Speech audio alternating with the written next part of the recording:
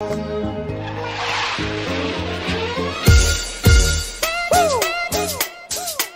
feel that knock? I feel like Rocky in this one, baby. Let's go. Alright, check it. Blast from the past, back from the future. So if I pull the trigger in the past, know you and your future. I'm still hustling, still hugging the block. The referee to the shit, I'm still calling them shots. I can't be stopped, that's what I told you. I'm living my life like a box of Crayolas. I'm cutting up white, smoking that green. Purple color pens, I'm still making this cream. I'm so sick, check my throat quick. My wrist light up a room like a handful of glow stick. I'm like spoiled milk, the kids gone bad. Then it's the menace, my pen touches the pad. Niggas is mad, but the ladies is glad. Yo, they rubbing up against me like this nigga is rad. Fucking two divas, drinking on sangria. I got the beam of the color diarrhea. Tire strength to my feet cause I'm so fly. Hopped out the DeLorean, it's Artie McFly.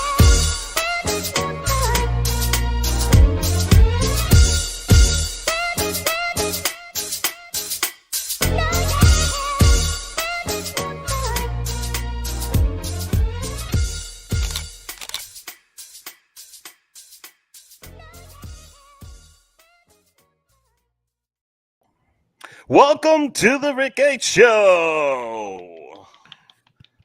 That means, yeah, there you go. What's up, everybody? Jasmine Ruiz is here. Slay with Jazz. Yeah. You guys hear the claps, right? Yeah, we hear the claps. Okay. That's why I do this, because I'm getting ready. Our special guest today is none other than stand-up comedian and fellow podcaster Clayton Williams, ladies and gentlemen, live from Buffalo, New York. Hello. What's up? How's it going? Oh, man. Growing up is hard. Yeah. It's very difficult. When you try to leave work at your normal time and you try to catch a train just to get to your house early, you miss a stop, and what turns a 71-minute trip altogether into a 3-hour adventure. Oh, Jeez. slayed me. You fell asleep on a train? No, so before we begin, I take the LI double R to get back home. I never take the train that transfers. I hate transferring. Today, I happened to jump on one of the trains that I had to transfer at Jamaica. So me trying to multitask and get this episode ready and up and going, I'm on the phone. I'm looking up. Next thing I know, I'm in Queens Village, which is way past Jamaica. Yeah. So I had to get off, wait for, because it's not like the MTA trains don't run like every 5 minutes. It's like every 15 minutes, every 30 minutes. So I had to walk across, take a train back to Jamaica, wait 40 minutes at Jamaica, and then finally get on the train to get home. That was my That's adventure. one hell of a ride. I'm sorry you had to do that. That's too much. That got me tired, and I just heard it. Do you want to know why it happened? You were working on the phone. I know. Maybe because you had that Mets hat on, and that's bad luck. Damn. Best team in New York. Why it happened is because I left the job. I left the job 3 minutes over my normal. So I leave at 3:55. So I'm able to leave 5 minutes early. I left at 4:03, and by the time I got to Penn Station, my normal train right in my face. So Clayton Williams is here. Yeah, Clay, how have you been? I've been good, man. Been just working, doing shows, just trying to live, man. How about y'all? Well, Jasmine and I have been doing very well. Jasmine was announced as the official host, co-host of the show. A host who, Absolutely, yeah. Super excited. Get you into the intro a little bit more, like know. I mean, I have to shoot like more. We've shot a few things, but I have to shoot more like in person stuff with her. We'll plan some stuff out. We gonna make that intro an entire episode. Like, was it too long? Did you? We're gonna lengthen it a little bit. It's gonna be the whole intro and then like 2 minutes of the pod. Like, no, I got no disrespect to anybody on the intro. I gotta shorten it somehow, and I gotta remove some people. I just hope certain people don't get offended. No, but I like it. It's fun. I mean, Like, you could. There's creative ways to shorten it, yeah. and not cut people out.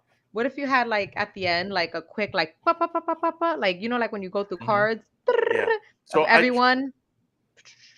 I tried that. We did the 3 people view. Maybe I go to 6, and then the thing is cutting out Ellie Jazz and Craze and stuff like that. I don't want nobody to feel offended, but I do need to No, add. you don't have to cut nobody out. We'll figure it out. Yeah. So happy there's June ways. to you both, Jazz. So let me give you a little background on my man Clayton right here. He has a Yes, drop me. podcast that is called Nobody Watches Everything. That's So facts. in the beginning of I hate when people are like, "Yo, you seen that show?" And I'm like, "Bitch, I seen No. like 5 shows in my whole life." What is? I think Clayton is one of the most knowledgeable movie people I know, and he hasn't seen everything. So Yeah, for real. There's a lot of stuff that I haven't seen, and I'm very shocked sometimes. well, like the first season, they were putting the movies on randomizer, and whatever movie came up, Clayton and his partner Rick, the more handsome Rick, would watch the 2 movies, write notes, and then they record a nice 30, 45-hour pod on what they saw. Now, sometimes it could be a great thing, Ace Ventura 2. They ruined it for me. Sometimes it could be an awful thing. That's what everyone tells us, man. Like everyone tells us. You got that spoilers in there. Not even just spoilers. It's just yeah. Go ahead, it's like Clay. if you love the movie, yeah. Like if you love the movie, and then you haven't watched it in like 20 years or something, and then you were like, oh yeah, that wasn't good. Like that,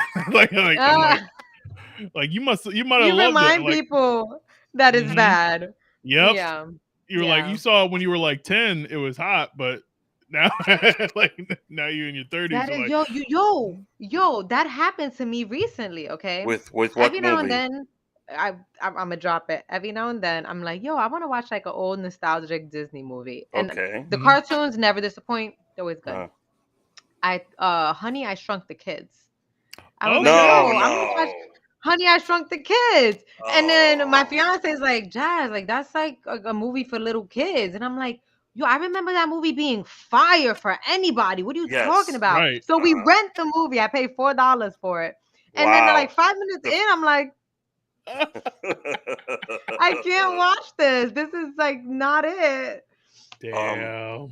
Poor Rick Moranis is not getting a win anywhere. I really it wasn't good. See, I wanted to watch Honey, I Blew Up the Kids recently, and I was like, man, maybe I shouldn't. Like, let me just keep the memory. Like, yeah. I wish I had just kept the memory. I got up until the part where they went into the garbage bag, and I was like, I remember that being that's the so best epic. Part. That's what I thought, and then I saw it, and I was like, no, I have to see it now. I have to see it now. Yeah, put it on for your kids, and you'll see. Clayton ruined a few movies. Well, not just Clayton, but Rick also. And then I was a guest on their podcast, and we saw Top Gun. Coincidentally, the new Top Gun is out and is killing it in the movie theaters. And we all 3 of us came to the collective agreement that Top Gun was mostly montages for Take My Breath Away. Yeah. And not a lot of surprising, like real action. No. Like nothing happens in that movie. And the villain, what was his name? Oh my god, he had the super racist name. Oh no, it wasn't the villain. He was like there was ice, and then like the black dude had some kind of like weird ass like shade or something. It up right now. It was like there's only one black dude, and he's called like Midnight or something. I'm like, yo. Oh, come on. I kid you not. That's messed up. I saw something else. What was it? Oh, while you look that up. Sundown. Yep. I'm like, damn. That's grimy. It's not even a cool freaking like character name. Like, there's like Viper, Ice, Maverick. Yo, you're gonna be Sundown, bro. Yeah. Wow. Like, dude's barely in it, and he gets to be called Stinger. I'm like, yo, there's man gotta be Sundown. Have you watched the new one? I have not seen the new one. No, I haven't either. But you're gonna have to go see it. Maybe we should do nobody watches everything and spoil that shit for everybody. I mean, I will. I've heard it's good, so I'm excited to talk about it. Have you ever watched any bad movies on purpose to see if they're good? Oh, all the time. I love bad movies. Like those are the best.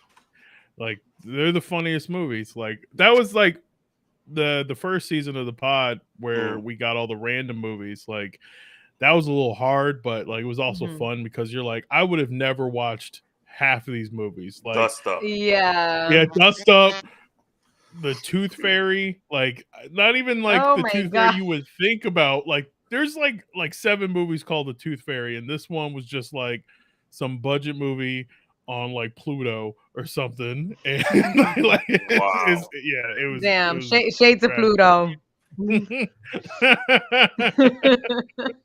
There was one that was like really like when I saw it, I was like, who did this cover for this film? And was this a child? It's in the first season. I'm trying to maybe it was Dust Up. Dust Up has like the Dust Up cover. It's like the yellow cover, right? Yeah. It's like it's like a painting, and it's like the cover is more interesting than the movie, but the movie's weird as hell. So it's but yeah, I love a bad movie. I fuck with a bad movie. I love a bad movie too. I love me a good bad J-Lo movie. Really? Oh yeah. I mean, okay. So the last time I was in the theater was to watch J-Lo's second act. Oh no! I swear to God, that was so bad. That wasn't even a good bad movie. That was just a bad movie. That movie was great. It was phenomenal. Are you joking with me? You're messing with me. I love me some Jennifer Lopez. So that movie was so bad that like I put it on and I couldn't. I just like I literally like fast forwarded it just to like get the plot. With Leah Remini, you didn't like it? It was dope. I like Leah Remini, but it just wasn't a good movie. You just don't believe someone could lie their way into a big corporation like that. Oh, I haven't even seen this. The plant, like the actual like resolution of the movie, like that wasn't a good resolution. And then they had like the tacky love story, like about the abortion. I was like, what? Yo, I gotta see this movie. Like you didn't even need that in the movie. Like I'm so sick and tired of movies having this tacky love interest attached. I'm just like, oh please make it stop. So you prefer her fall in love with like the weird dude or something, like, or you don't want the love story? Like I didn't watch the famous Maluma movie, but I liked Made in Manhattan. Oh, that one. Wait, I saw that one too. Damn, what's the name? You know, the one Marry Me. Marry Me. Yeah, I didn't see that one. I saw that, but I heard it was like low key half the movie was a concert. It was pretty good. It was pretty good. Like full on performances, entire songs in the movie. That it was a little bizarre. I love the movie Enough, like where she beats up. Like that movie is hilarious. Hands down, #1 J-Lo movie. #1. Where she's like pretending to be Italian and she beats up this dude. I'm like, yo. Yes. Oh, she that just was so casted good. in the most random films. Have y'all seen the Boy Next Door? No. Is that the one where? I haven't seen that one. Is that like the thriller one? Yeah, she's a teacher who's like sleeping with her neighbor. Like the dude's supposed to be like 18. He's clearly like 36, and I'm like, yo, that joint's hilarious. I think I might have seen a good 90% of all of Jennifer Lopez's films. She just won a movie award. Yeah, with the Icon Movie Award. Shout out to J-Lo for being an icon. I'm gonna say this though. I've been to a Jennifer Lopez concert. It was the one where she was celebrating like her 50th birthday at MSG. She is one hell of a performer. She puts on a great show. She brought out her daughter, who also can sing. It was amazing. Oh, one funny story about the concert. So it's very loud, and you know, my wife bought the tickets online. When we get there, we're sitting in the handicap section. That's not the worst part of the story. So the concert's like flowing. She's playing the hits. I gotta let little fart go, so I'm trying to do it discreetly. I'm trying to do I think I've told this story before, but I'm trying to do it discreetly. So my wife is there jumping, and I'm like, yeah. So I'm looking around. Music is loud. The people in the wheelchairs next to us won't hear anything. At ass level. Yeah, right? Okay, just tira un peo in their face. I applied a little too much pressure. So it came out extra saucy. So I had to go to the bathroom, believe it or not. Saying you sharted? You sharted at the J-Lo concert? It's my party concert. You couldn't wait. With people at ass level? I'm disappointed in you, Rick. That's I felt so terrible that I ran into the bathroom because it was like my wife was like, "Yo, you all right? Yeah, I gotta be right back." So I ran into the bathroom. I locked the door, man. I had to discard those beautiful undies and you're right. You look like commando you the shit. Yeah, she's like, "You okay? Your face looked like you took a shit." I told her afterwards, and she was dying of laughter. Yo, that's is so funny. So anytime J-Lo's brought up, that memory comes to mind. Got you. I'm always thinking when you sharted. J-Lo, I took a shit. That's how good it was. It was amazing. Yeah. J-Lo me sacó la caca. That's how good it was. Stop, yo. You gotta make that. You should just take that clip and we make a song of it. J-Lo me sacó la caca. Me sacó, like do some dembow. Do your Dominican thing.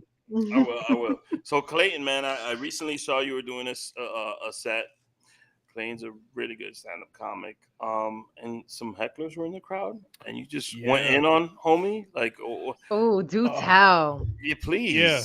So I was doing this show, and like the show was like weird. Like the dude earlier, like he was like messing with the crowd, like so he could get someone to fight him essentially. And then like a dude, like it was the whole night was just wild. And then these like women were drunk, just talking the entire time. Like they just it was women. It wasn't. Yeah. Like the whole. You like, have to violate the ladies.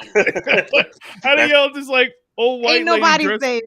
That 2-drink minimum didn't work out that night. Huh? Exactly.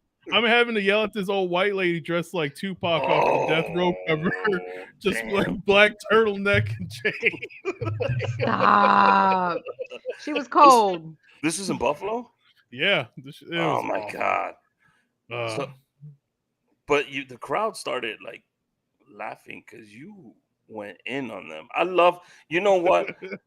Thank you for doing that. First of all, the crowd needs to understand if a stand-up comic is doing a fucking set, you can't rush the stage. You can't heckle. If you heckle, get ready to get your ass lit up. Yeah. Absolutely. I can see. I'll send Jasmine the clip. I can see it in Clayton's face. Like, yo, fuck my set. I'm about to do it. Dude, it happens so much. Like where you're like, all right, let's like you act like I'm not on stage. That's like the crazy part with hecklers is that like they get like that in the dark confidence, and then like you like they already paid me. I'm just gonna fuck with you.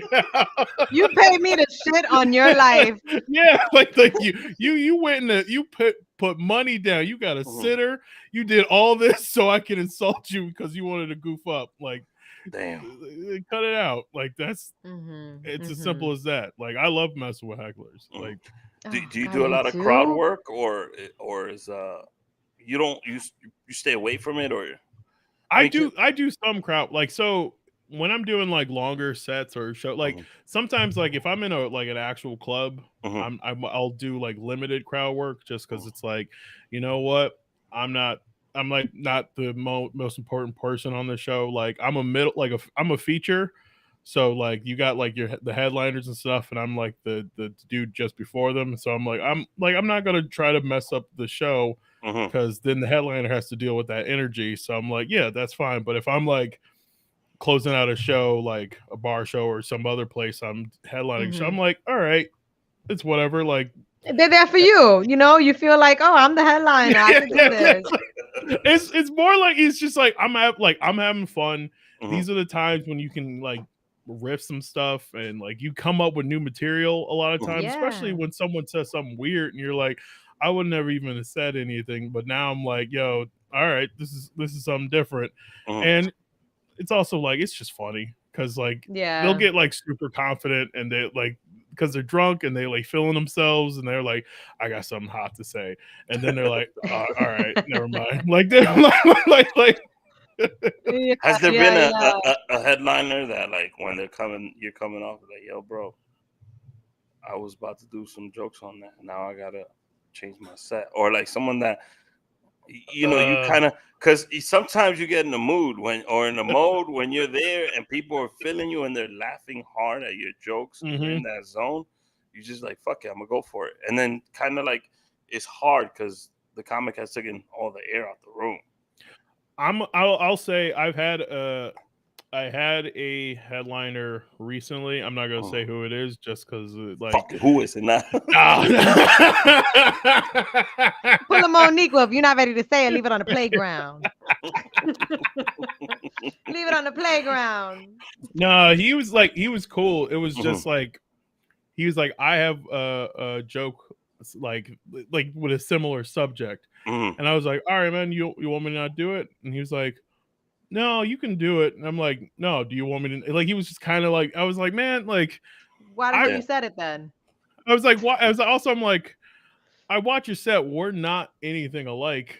So it's just like you don't need to. Like, I don't know if you're not feeling comfortable or you were like open your joke, because we don't have any similar jokes. Like, there's some intimidation there, I think.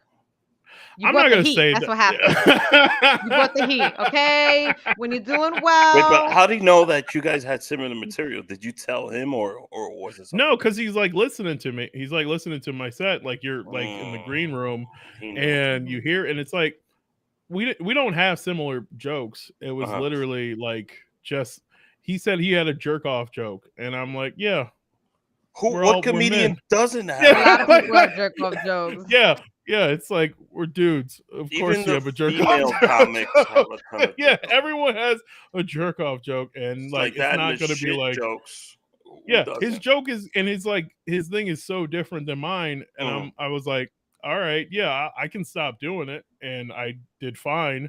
And then like the last shows of the weekend, I was like, I'm like, it's not the same, even remotely type of thing. So also, I'm like, I can guarantee you, people do want to laugh at jerking off more than once. That's a hard part about some of these shows, but that's also in general of like if people aren't confident about themselves, because I know there are a lot of comics who don't want like.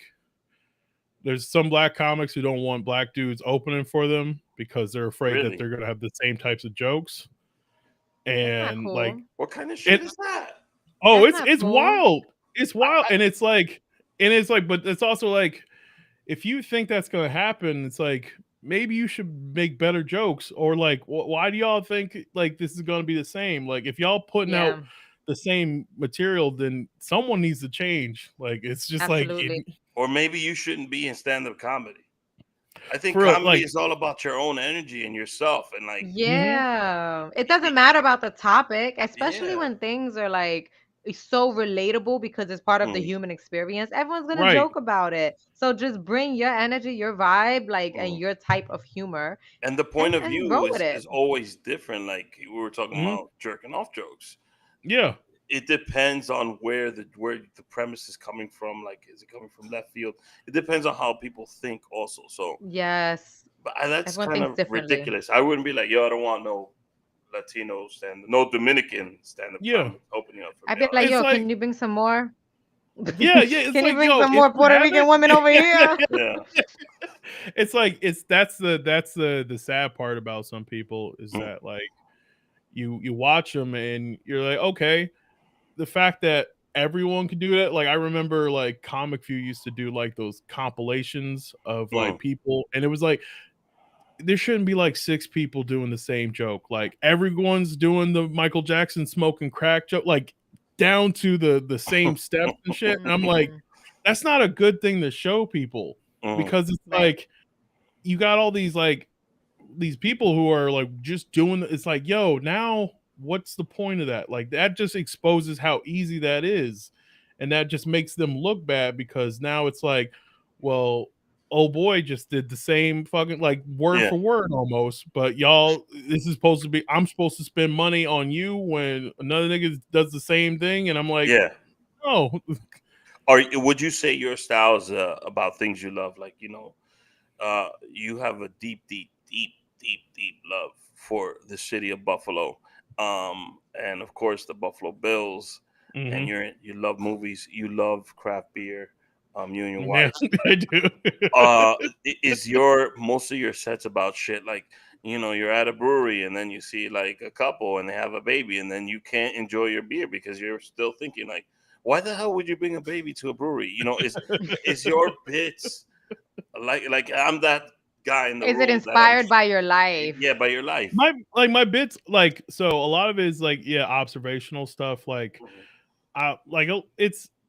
I'm inspired by just like not only what's going on right now, just like a lot of wild shit, but like how people don't pay attention to this kind of stuff or they don't think about a lot of things. Like when I talk, my jerking off joke is about me being a wrestling fan. Okay. And me jerking off. Right. It's like to an old female wrestler. So I'm like, no. Is it China? Because that's the only one I know. Yeah. It is China. That's the joke. That's the joke. Yeah. Yo, China was the bitch. She was that bitch back in the day. I used to watch wrestling and be like, that's what's up. Yeah, exactly. That was the joke. She was the first female wrestler to break the mold. Before her, it was just like these attractive women that they threw in the ring and didn't really have much skill, except for Sunny, which has a lot of legal issues right now. And she's out going here through like fucking crazy taxiing people. It's just not, like Sunny's going in the box. Like, Man, but China? Damn. Yeah, like shit. People, I can see that. That's a great bit. That's great. I have a question. Go ahead. No, finish what you were gonna say. No, go. No, please. Okay. Yeah. So, what is your take on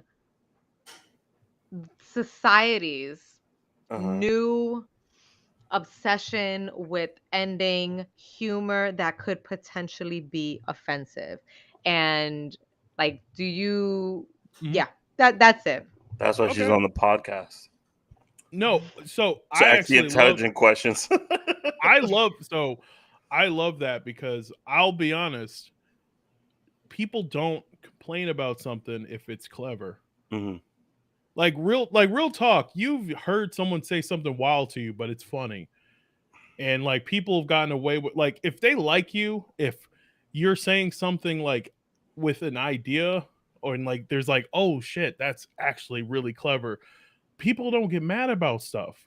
That's like a thing that people like. I know there are people who will get upset, and those people just are going to get upset. That's just there's always somebody out there, right? But realistically, like, I've said some stuff on stage, and it's like, it's good because, so people laughed. Because so you think it's the quality of the joke? Yeah, because it's because I hate an easy joke a lot of the times.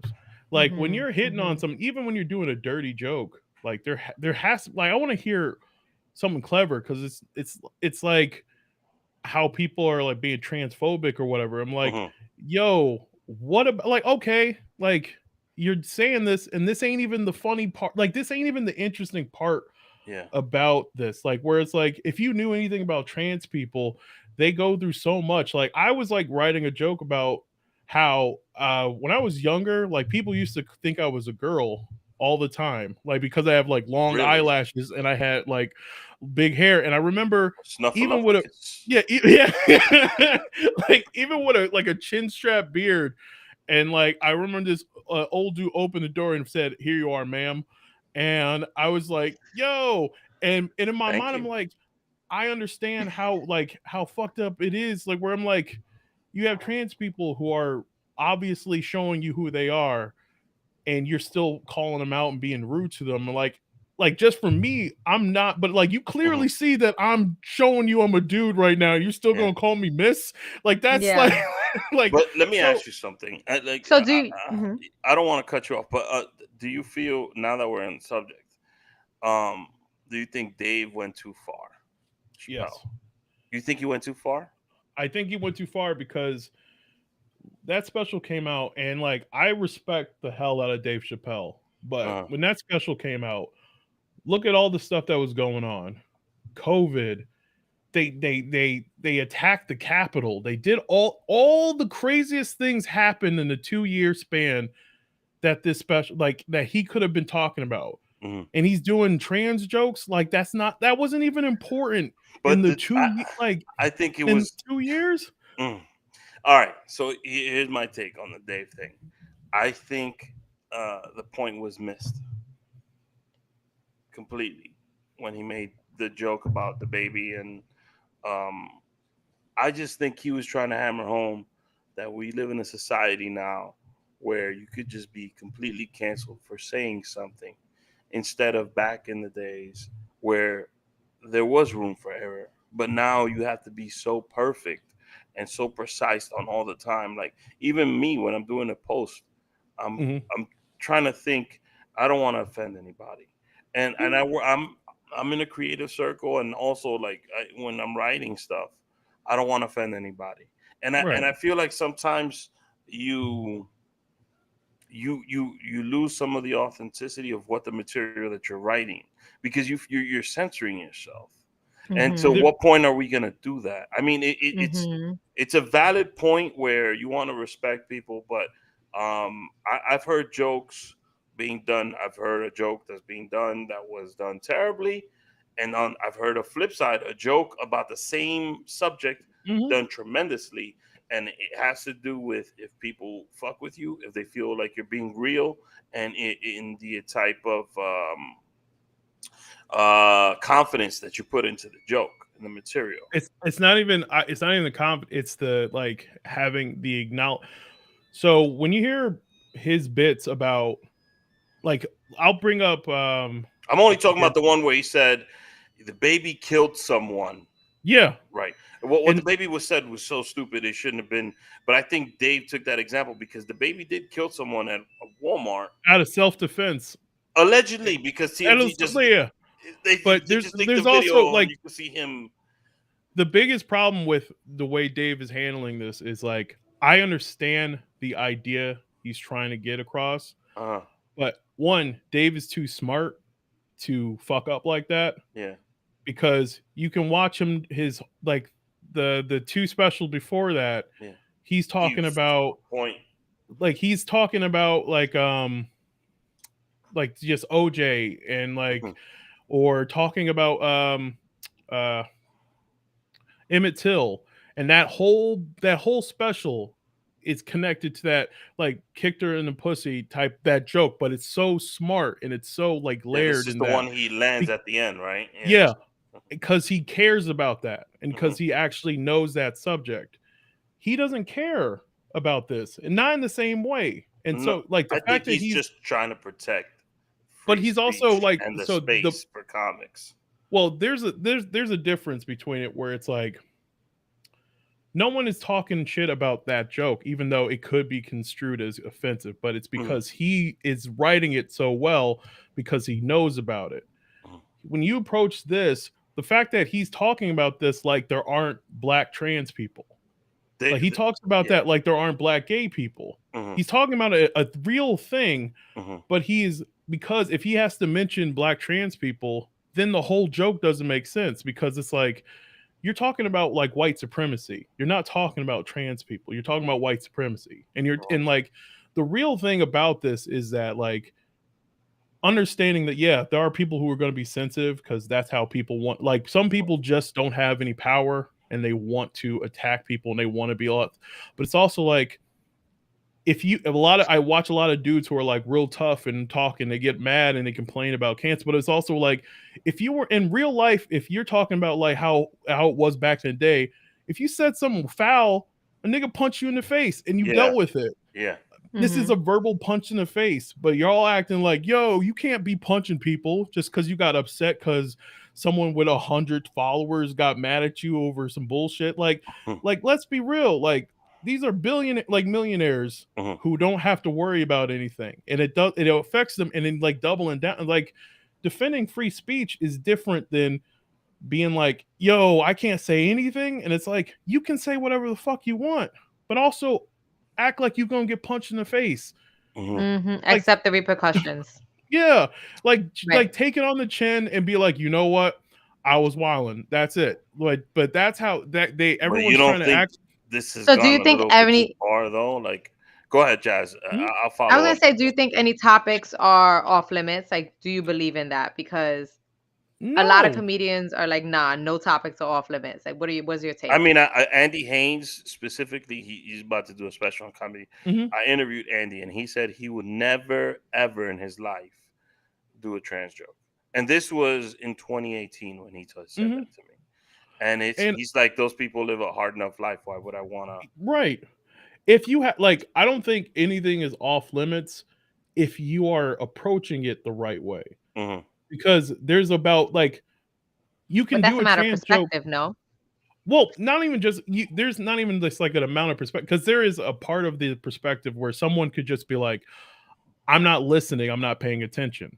But you also know that if you're doing something out of malice, you know you're doing something out of malice. Like you can be like, there's a difference between being like calling someone fat and then making fun of the fact that they were wearing a weird shirt that didn't fit. Where you're like talking, and then you're talking about like, yeah, I know, like I do jokes that I like that get people quiet. Like I do jokes about religion, but I'm also like, you listen to what I'm saying and how I approach it and how I'm talking about it. If you're listening to what I'm saying, because there's going to be the person who's going to be upset. And because they want to be upset because that's their mode. And I know it seems like that's a lot of people just because the internet is made of like only the loudest voices. Yeah, which are complainers. It's the minority, but the majority at the same time. But realistically, people know that you're what you are. Like they know that you're not a shitty person. I've had to tell that to a lot of open micers who come up and they're saying like this wild foul shit, and it's like no one knows who you are. No one has any idea. And if you come up and you start saying abortion this and punch a baby that and stuff, and it's like that's the only thing they know about you is that you're foul.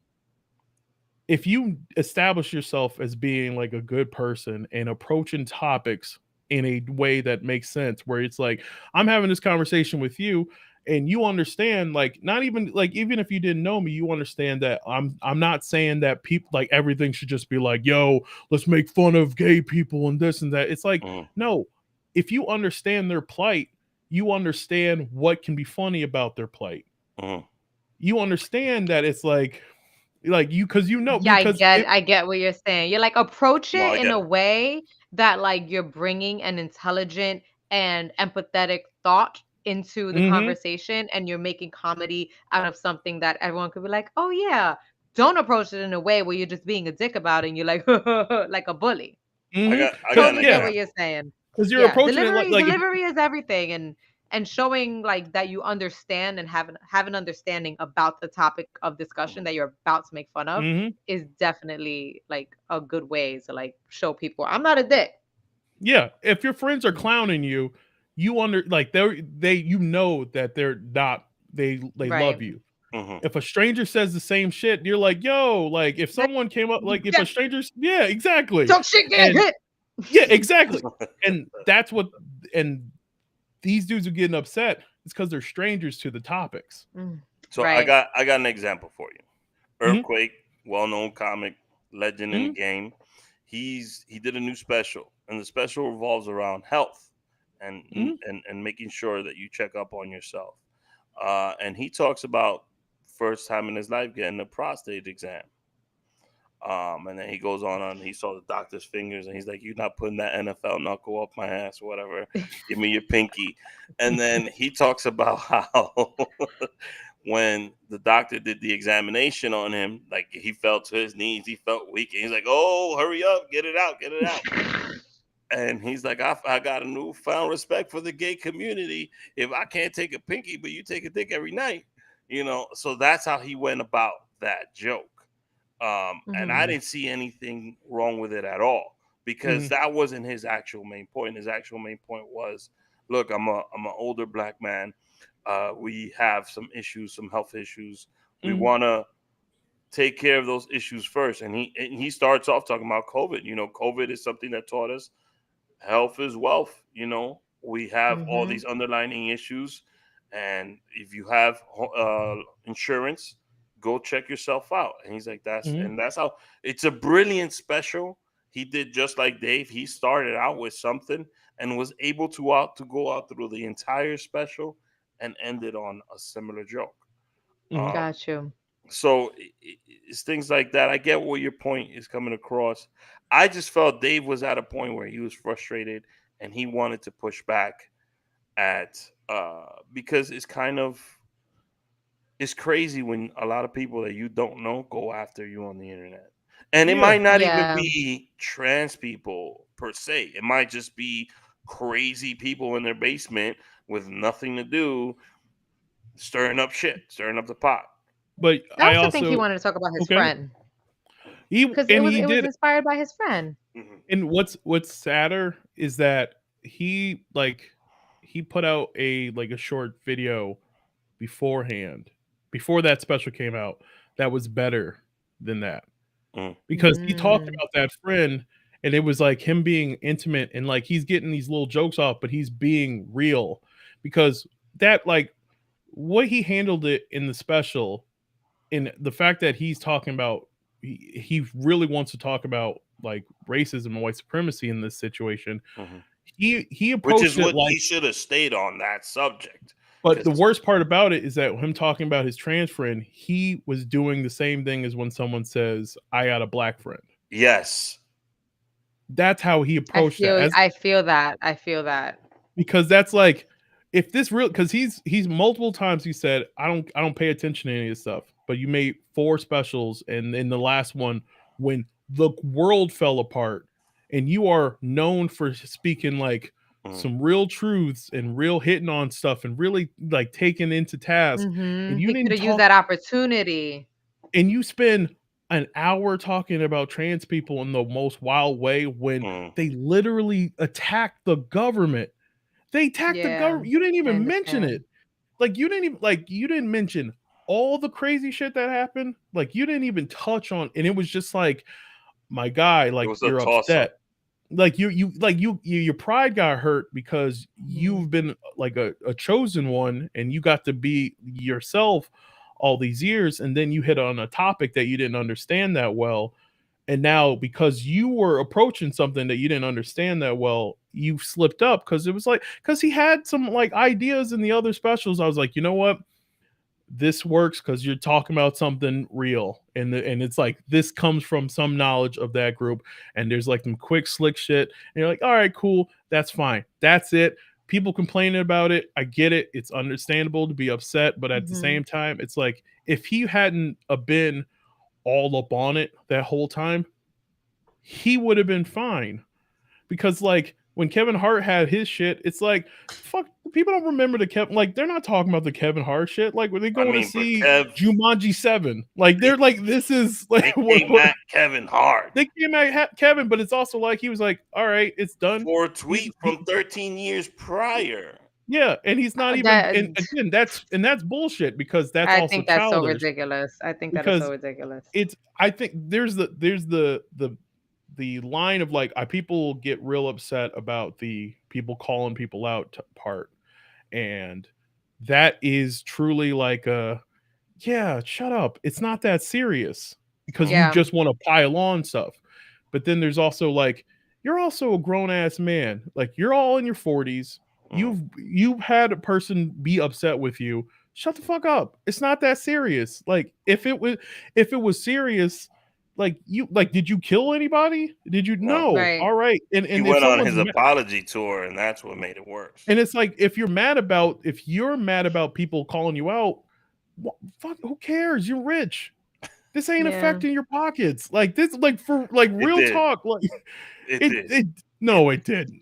Oh, it does. He lost. He lost some stuff over that. Listen, oh man, I'm sorry. He lost. We're gonna go into the and he has a Nike. Like my dude's got a Nike. Like I don't got a Nike. I get like this. Like I'm like everyone's talking about like, yo, you don't know how hard it is. I had to put away one of my Benzes. I couldn't cop a Ferrari this week.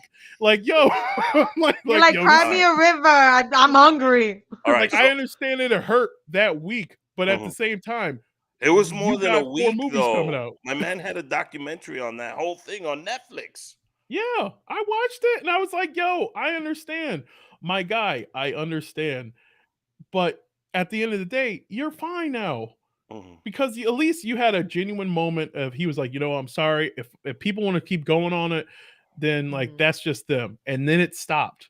Because he handled it the right way of like, you know what?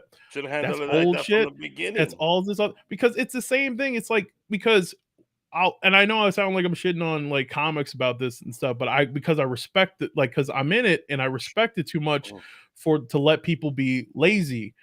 And then because it's like because I'll also get into the fact that like people are whiny about shit and they're not even paying attention. They just want to be mad. Like when kids were upset about Eminem making a joke about Rihanna, I'm like, you have never heard an Eminem song, have you? Like really not. Like you only know Call of Duty Eminem. I remember Eminem like beating and murdering his mama on songs, but y'all didn't hear that. Like so, and his wife. Yeah, and his wife and all these. I'm like, yo, let's be real. Like you don't know anything about something, and that's the same. And like in the grand scheme, if you don't know anything about something. Exactly. Don't be the expert on it. Like don't like because you're clearly not paying attention. Yeah. Okay, so we're gonna take a short 30-second break, and then I'm gonna give you a question, and then we're gonna take a 60-second break because I forgot these two things. But Clayton, I want you to think of two comics: Shane Gillis and Louis C.K. Okay. Let's play this McDonald's ad and we'll be right back. This episode of The Rick H Show is brought to you by McDonald's, proudly serving communities since 1965. Remember, no one feels more like a hero than mom or dad coming home with Happy Meals. As a kid growing up in Washington Heights, every Saturday, my mother would take me to our local McDonald's on 181st Street, and she would purchase me my favorite meal, the Big Mac meal. It was some of my fondest memories of my neighborhood and my family. McDonald's. I'm loving it. McDonald's. I'm loving it. Favorite McDonald's meal, Jazz, go. It doesn't exist anymore, but I really like the grilled ranch wrap with some French fries. Clay, you go to? Oh shit. You know what? I used to like the Arch Deluxe. That was shit! Yeah, that shit was hitting. Yeah, that shit was good. They were like, "That's the adult burger." I was like, "Yeah, I fuck with that." Yo, and they had like the real fucking bacon on that shit. Real bacon. Let's play this Infinity commercial, and Dr. G will be in the building. Dr. G is gonna assess the world of comedy, and she's gonna help out Clayton Williams. I say, keep saying she. I'm fucking up Dr. G's whole thing right now. Dr. G's a man. You do it all without breaking a sweat. Like being a boss exec to Tuesday tennis to homework. Why do the kids have so much homework? Family dinners, lunches, brunches, trips to the vet, and a weekend getaway that's anything but a getaway. And you do it all in style. Even when you have back-to-back conference calls on top of the kids' orchestra recitals, not to mention your side hustle. That's why we created the fully reimagined Infiniti QX60. A luxury SUV as functional as it is stylish and as versatile as it is serene. With premium features like a panoramic moonroof, ample cargo space, and available massaging front seats to bring the ease of luxury to your everyday. Introducing the all-new Infiniti QX60, designed to help you take on life and all the chaos it may come with, in style. Learn more at InfinityUSA.com. Now with extremely limited availability, contact your local retailer for inventory information.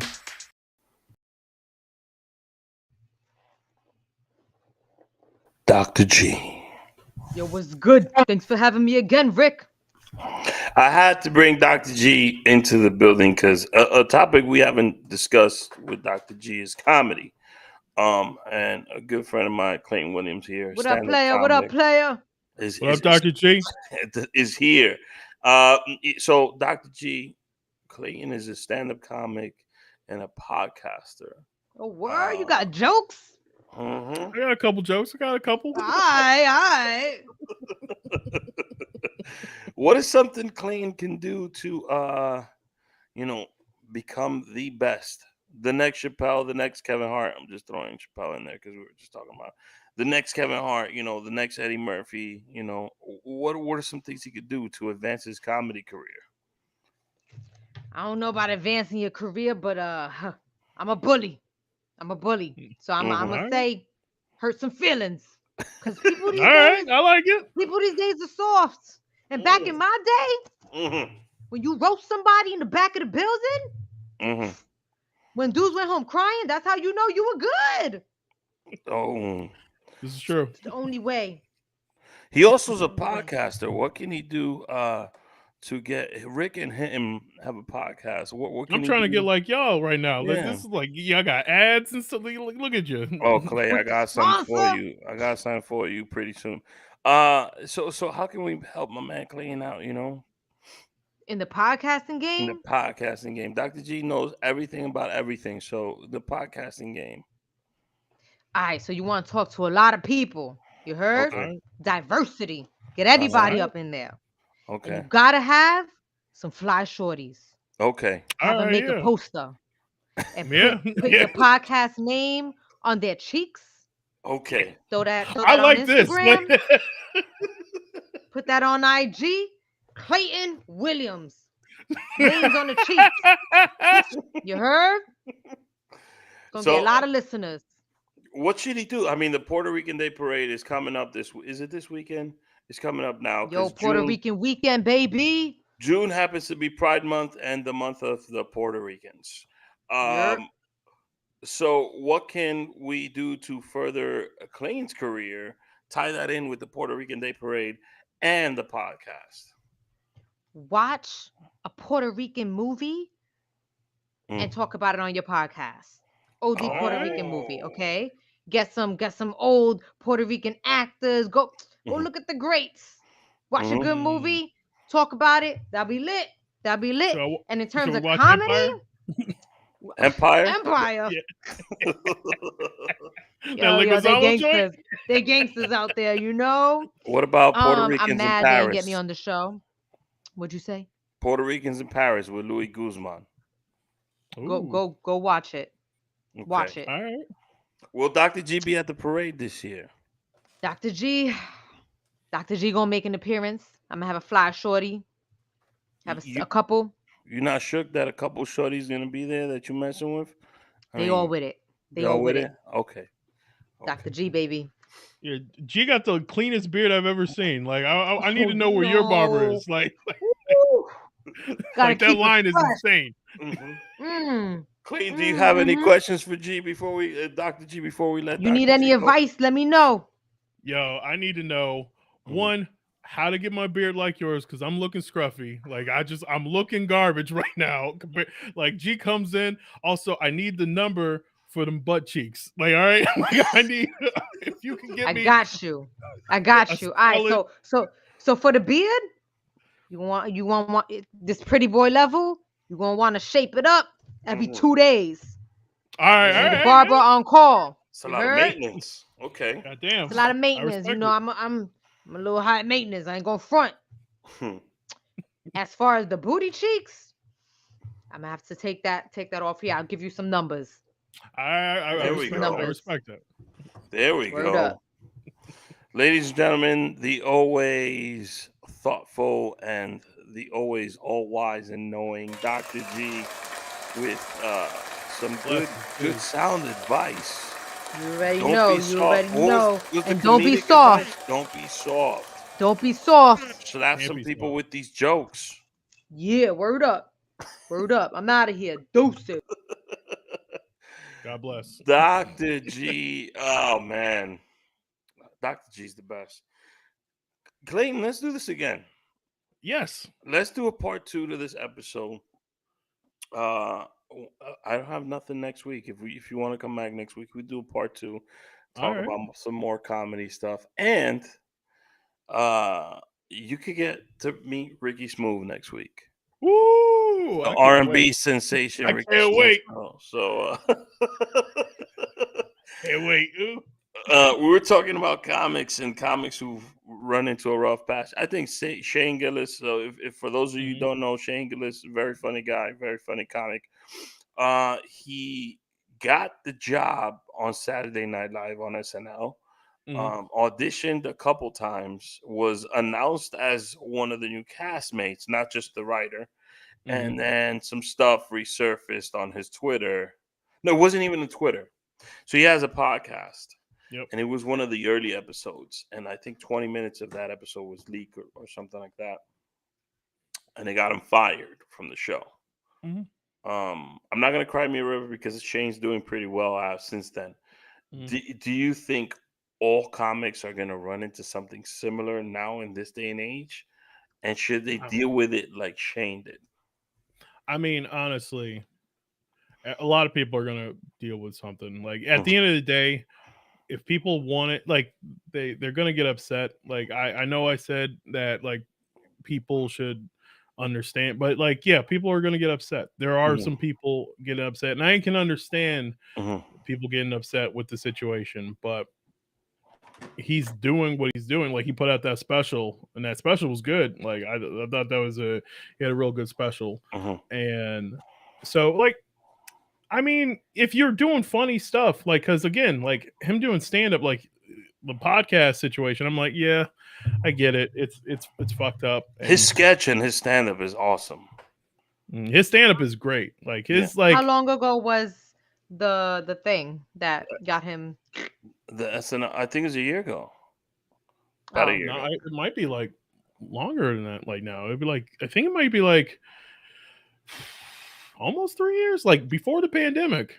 Like, was it really that bad? What did he say? Oh, it was actually, it was right before COVID. Yep. Well, I don't think. All right. So he was doing like like we podcast, and when we're podcasting, you know, I've said some shit on this show that has gotten me in hot water. But I think that's the point of the podcast not everyone's gonna agree with you. Like, I mean, I rebuke the idea that people are not allowed to have controversial opinions. I lost 1,600 followers, I think it was. Damn. Oh. For the one statement I made. It wasn't nothing negative. It was about a specific person. So. Gotcha. It was your love for the Mets. Got it. Like, you about to 600 more for saying they're the best in New York. No. It was an individual, you know, and he's got a really big following, and people love to ride trends, and I let it go and I let it be. But, yeah, I mean, at the end of the day, it's like, where am I supposed to put like my opinions if I was asked the question? Yeah, and I stated it, and first of all, it didn't bother me. Those are listeners that I didn't need then. You know, like I was upset with Joe Rogan for a while, but I've listened to some of Joe's episodes recently, so eventually, yeah. People get like, at the end of the day, like, I get being upset on the podcast because Sam J had a great thing about this, because she also used to write for SNL, and she's like, you went for the job, and like you knew they were gonna. There's stuff in the past, like if it's gonna pop up, it's gonna pop up. It's like, that's how it is, and you went for this job, so you understand like the responsibility of the job. It's like, okay. I think people are searching too much or trying too hard because, like, again, everyone wants to just feel like they're right, but not everybody's right. Like, because also, like, that doesn't allow people to get a chance to change. Like, no one can, like, if you've never fucked up, then you've never learned anything. Like, you can, like, 100%. It's like, yeah, your whole life is like blah blah blah, but you've never had an experience to learn what's wrong and how you, because again, like, this country is old and like crazy. Like, so much wild stuff has happened. Like, the stuff that used to be able to go like just 10 years ago. It's like, you got to understand, it's different. We have iPhone 14s now. Like, it's time is different. Like like it's like, so you got to understand that. Like, just recognize. I agree. Have you or Jasmine, this is a question for both of you, ever because I talked about something that stepped in it? Yes. I did a joke about religion, and I think I asked you this one time. Yeah, it's very difficult to talk about religion because people identify so closely with it, and yeah. I write a lot of religion shit, and yeah, I hope it. Listen, I'm coming back with another joke about religion. Like, I'm writing it now because I'm like, I want to joke about it, and it's my duty. Some of my favorite shit at doing that is from George Carlin, and he was notorious for it. And shit that I've written on religion. That show with the heckler, someone like meant, because I told a joke about religion, and like the person was like, you do realize Buffalo is like such and such a % Catholic, and I'm like, so, like, you act like that's the only religion, like well, then this is for the other %. Like, yeah. I'm like, yo, you gonna get angry? Yeah, exactly. Got it. Thanks for letting me know that fact. Good. Yo, but I'm gonna say some shit about. First of all, I was baptized Catholic. I got married in a Catholic church, but that shit's like a mafia, you know. Yeah, it's wild. Yeah, they really cancel your ass out. Like, they don't fuck with you. They don't fuck with you. Yeah. They excommunicate you, except for certain things. Like, I don't. Oh, that's what. Yeah, I'm done. I'm just saying, like, if we're gonna get, like, we could go there. We could go there. Yeah. If you're really gonna get mad at me over like my jokes, it's like, I did something way less, like, and God didn't kill me. Like, I'm like there's dudes walking around with some bodies on them, and like, let's be honest. Wow. I think what I had said, I don't even remember the joke. I think it was saying how, like, it's crazy how, in church they're like, go to confessional. I'm like, how often are the priests in confessional? Is this like a lunch daily ritual? Like, is that where they eat their food and talk to God? Like, because they're top of the list. They must like know some good tea, though. Oh, they know think all about the tea. it. What? Think about they it. The tea. They make teacup. They're stirring that bitch. Like, now I've you know what? Life has come full circle for me. I completely understand why grandmas and older women love going to church. Yeah. And it's 100% to speak to the priest afterwards to get the tea on what's going on in the town. That's what it is. They got big mouths. You think they telling them they putting chango in there? You can't tell me. Oh my God, Gladys. Did I tell you what Louise is doing? She gave me confessional on. It's between me and the Lord, but I'm gonna let you know because I think you need to know. Don't eat those pies. That's all I'm saying. Have y'all ever been to confessional? Oh no. I'm not Catholic, so no. Oh God, you're lucky. I think that my grandma was, but I'm. I think last time I was in the you know what always bothered me during the confessional, when you walk in, you have to state when was your last confession, right? Yeah. So last time I was in confession was when I was in the 7th grade. to do my confirmation. So, and before that, it was to do my first communion. Gotcha. You did everything. Damn. And I got married. I haven't been ordained. I got baptized at 13, and that's the last thing I ever did. Wow. No, so for Catholics, when you go up to receive the body of Christ, you're supposed to go and confess your sins prior to that. Oh, wow. But I don't think anybody does that. I think they just go up there. I went and got that cracker. It ain't got no flavor. Yo, so let me just say this though. Up in that bench. Wheat or something. First of all, let's just say this, right? Like the Lord is bland, man. Shout out to Father Guerra, because Father Guerra used to dip the cracker in the wine, and he had actual wine in the joint, and it wasn't wine because it tasted like whiskey. So I don't know what he was putting in that cup. I also been an altar boy. Now that I come to think about it. But man, you a priest at this point, like yeah. You sang in the choir too. No, like, I went. What? This is why most of my shit is from religion. So you played the organ, like I went to a Catholic elementary school. I went to a Catholic, well, what you guys would call junior high, because my school was from kindergarten to the 8th grade. I went to an all boys high school, which sadly my mother couldn't afford to continue to pay because she was going to pay for her son not to be getting good grades. So I went to public school, which was a big difference. I went from they're not Catholic over there. Nope. No, and there's girls in the classroom, unlike in All Hallows. So it was a different world for me. And then when I was going to college, where should I? It's St. John's, another Catholic location. So, are you still Catholic? Did it stick? No, so this is where I'm at this point. This is where I'm at. This is where I'm at with the religion thing.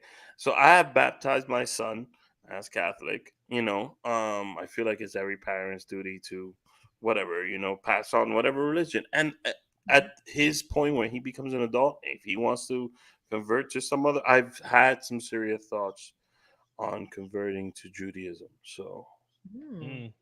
Or becoming Muslim. So I'm not at that. I'm still deciding. I love ribs too much. You can't do that. I want to know. Yeah, I know. So I'm trying to decide what religion is going to draft me. I feel you. You feel me? I'm trying. I'm really loving Buddhism right now. I was balling out in college now, and there's some offers on the table. I'm trying to I'm trying to figure out what benefits me and God at the same time. Got you. They're gonna have you like have you on the cell phone crying, and you put the yarmulke on, and hold up the Torah like it's a jersey. The first joint.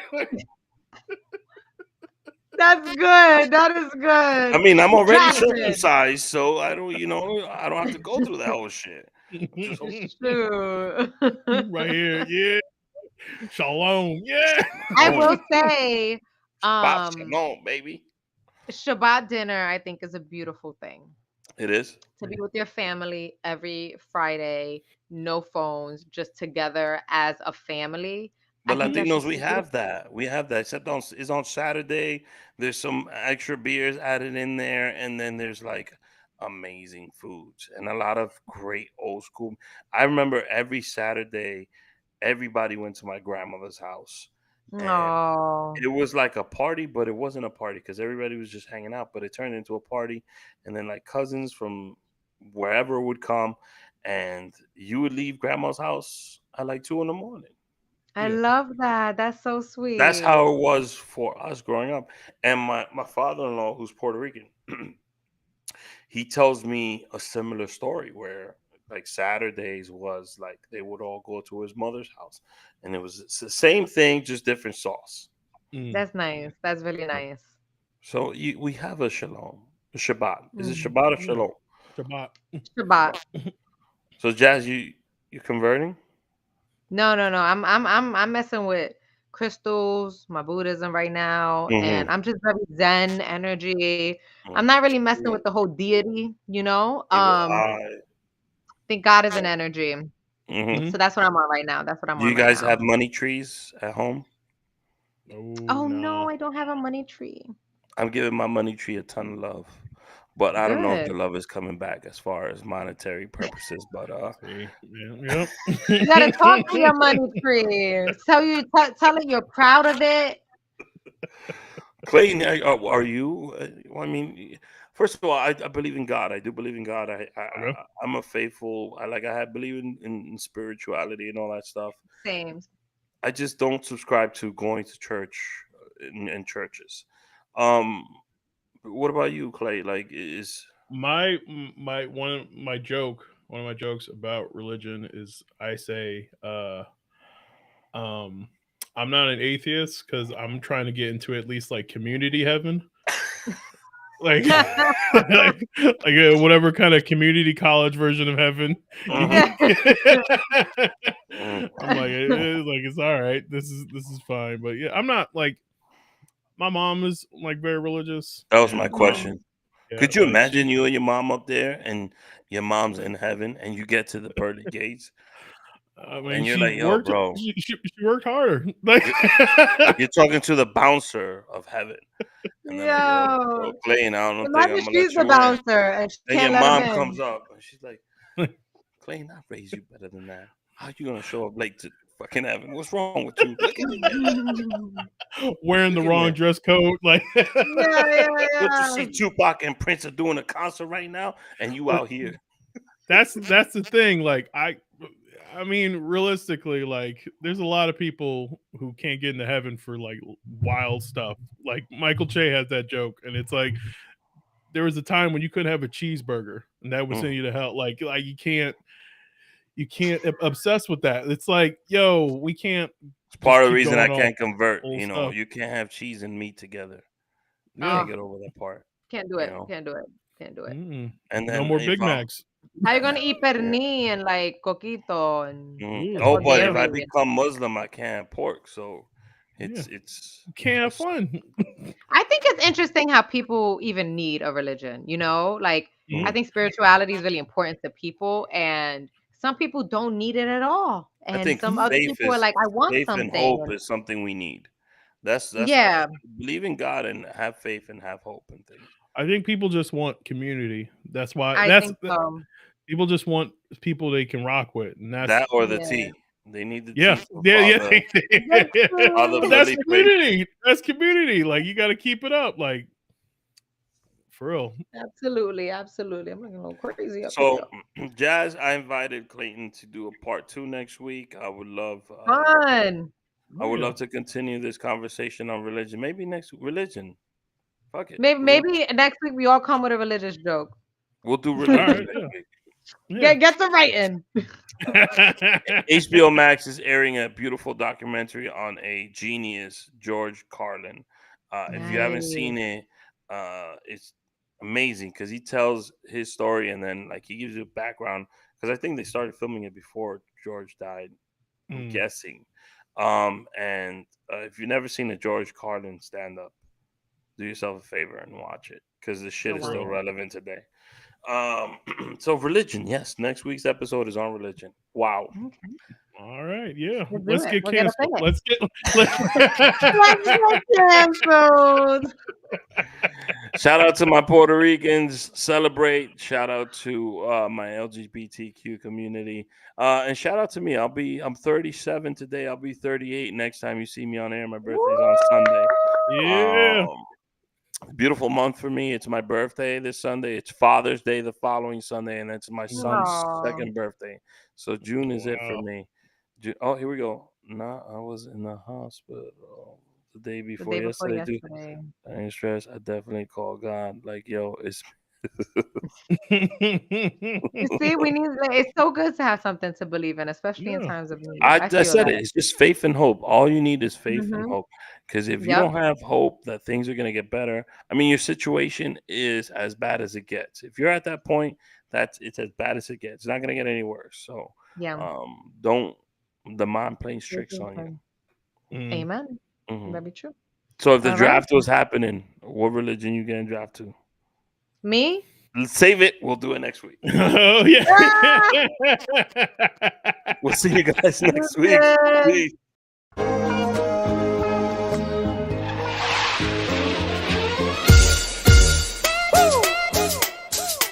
You feel that knock? I feel like Rocky in this one, baby. Let's go. Alright, check it. Blast from the past, back from the future. So if I pull the trigger in the past, I know you and your future. I'm still hustling, still hugging the block. The referee to the shit, I'm still calling them shots. I can't be stopped. That's what I told you. I'm living my life like a box of Crayolas. I'm cutting up white, smoking that green. Purple color pens, I'm still making this cream. I'm so sick, check my throat quick. My wrist light up a room like a handful of glow sticks. I'm like spoiled milk, the kids gone bad. Dennis the menace, my pen touches the pad. Niggas is mad, but the ladies is glad. Yo, they rubbing up against me like this nigga is rad. Fucking two divas, drinking on sangria. I got the beam of the colors, diarrhea. Tire strings in my feet cause I'm so fly. Hopped out the DeLorean, it's Artie McFly.